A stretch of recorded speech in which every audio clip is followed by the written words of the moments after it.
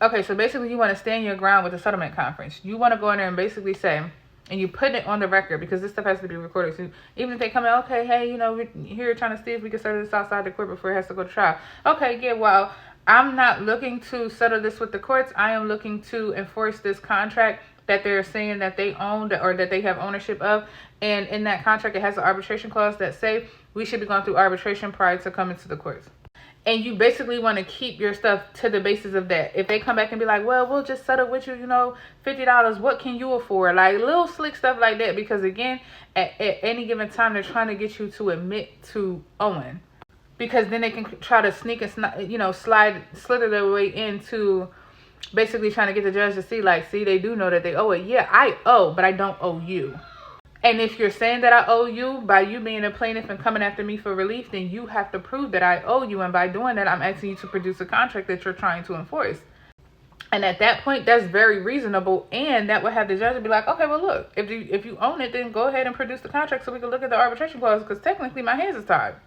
And again, this is under the FAA, which is the Federal Arbitration Association. Federal is above states. So they have to listen to this.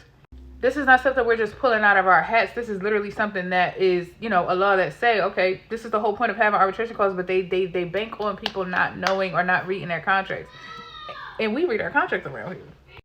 So I can't wait for this person to go ahead and to go ahead and go through this conference, because I have I didn't basically tell them, listen, you got to stay on task. You tell them, for their record, I am not here to settle anything. Anything that needs to be settled needs to be going through the arbitration. We're not going through the proper channel. Being as though I have already put on record in my answer, and I already told y'all that we have to go through arbitration, and there is a certain person which in the contract it said the AAA. So we have to go through there. We cannot go through the courts. So by me saying this, or by this person, I'm just saying, using me as a reference, but as me saying this over and over and over again, the judge cannot deny that. They can't, it's not for them to use law and stuff to make decisions in this conference. This is literally just to see if a settlement can happen prior to going to trial. So if either party is being too difficult, then it will continue the trial. But again, if I'm stating that, well, I'm not even trying to take it to trial with y'all, I'm trying to go through arbitration, the judge has to enforce that, because guess what? They really don't have jurisdiction. And without jurisdiction, they really cannot make no rules. They can't make decisions.